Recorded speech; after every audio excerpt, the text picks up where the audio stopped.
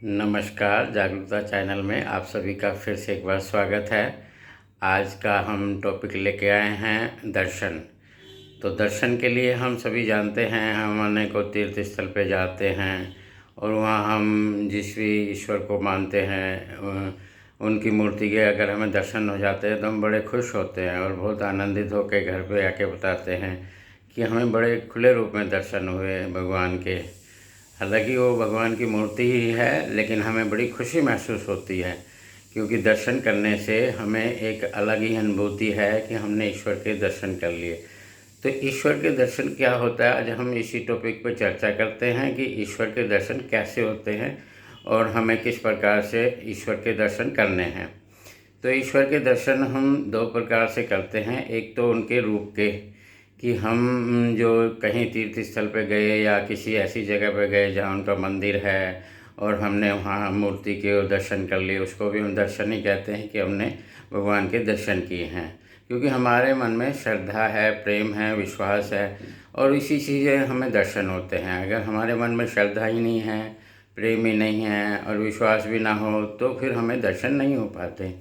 तो दर्शनों के लिए हमें क्या करना चाहिए, किस प्रकार से हम दर्शन को करने हैं। तो इस तरह से दर्शन करने से कबीर जी ने लिखा भी है कि तीर्थ गए तो एक फल, संत मिले फल चार, सतगुरु मिले अनेक फल, कहत कबीर विचार। ये कबीर जी ने विचार करने के बाद कहा है, जब उनके जीवन में सतगुरु आए थे तो उन्होंने ये विचार करके बात रखी गई है कि दर्शन जो होते हैं सतगुरु के कारण ही हो सकते और किसी तरीके से नहीं हो सकते।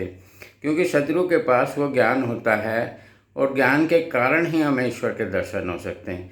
जिस प्रकार से श्री कृष्ण भगवान कह रहे हैं कि तुम इन आँखों से मेरे दर्शन नहीं कर सकते, तो मेरे रूप के दर्शन कर रहे हो, लेकिन ये रूप मेरा असली रूप नहीं है, ये तो नष्ट होने वाला है, परिवर्तनशील है, ये तो एक दिन ख़त्म हो जाएगा। जिस रूप के भी आप दर्शन कर रहे हो ये रूप नश्वर है, इसके दर्शन करना एक अलग बात है। तुम मेरे असली स्वरूप के दर्शन करने के बाद ही तुम्हें मेरे बारे में पता चलेगा कि मैं एक्चुअली में हूँ क्या चीज़। तो भगवान श्री कृष्ण ने भी उनको एक वो नज़र दी, वो ज्ञान दिया। ज्ञान को ही नज़र कहा गया है। वो ज्ञान दिया उन्हें कि अब तुम ज्ञान प्राप्त करो मेरा, और मेरे ज्ञान के कारण ही तुम मुझे देख सकते हो। तो वो जो अर्जुन को जो दिखाई दिया बाद में कि वो रूप तो होता है, रूप तो ठीक है, रूप तो देखा उन्होंने, लेकिन उनका एक ऐसा विशाल रूप देखा जो उन्होंने ये बात कही कि जिधर देखता हूँ उधर तू ही तू है, हर शय में जलवा तेरा हूबहू है। जब उन्होंने ज्ञान की नज़रों से देखा ईश्वर को तो उन्होंने कहा कि प्रभु आप तो हर जगह हो, हर समय हो, आप इक्वल हो हर जगह, लेकिन मैंने आपके दर्शन आपके ज्ञान के कारण ही किए हैं। अगर मुझे ये ज्ञान ना हो तो मैं आपके दर्शन नहीं कर सकता। इसी प्रकार से हमें जो दर्शन होते हैं वो शत्रु के कारण ही होता है, क्योंकि शत्रु के पास वो ज्ञान होता है। जिस प्रकार से हमारी आई साइड वीक हो जाती है, हम अगर पढ़ना चाहें तो हम नंबर वाला चश्मा लेके ही पढ़ पाएंगे, क्योंकि वो नंबर हमें शूट करेगा जिससे हम देख पाएंगे। अगर हमने वैसा कोई चश्मा लगा रखा है तो हम वो आई साइड उससे पढ़ तो सकते नहीं हैं, क्योंकि वो आई साइड का सब नहीं चश्मा है। तो हमें देखने के लिए आई साइड के चश्मे की ज़रूरत होती है। इसी प्रकार से ईश्वर को देखने के लिए भी ज्ञान रूपी चश्मे की ज़रूरत होती है। जब ज्ञान रूपी चश्मा हमें मिलता है तभी हम ईश्वर के दर्शन हम कर सकते हैं।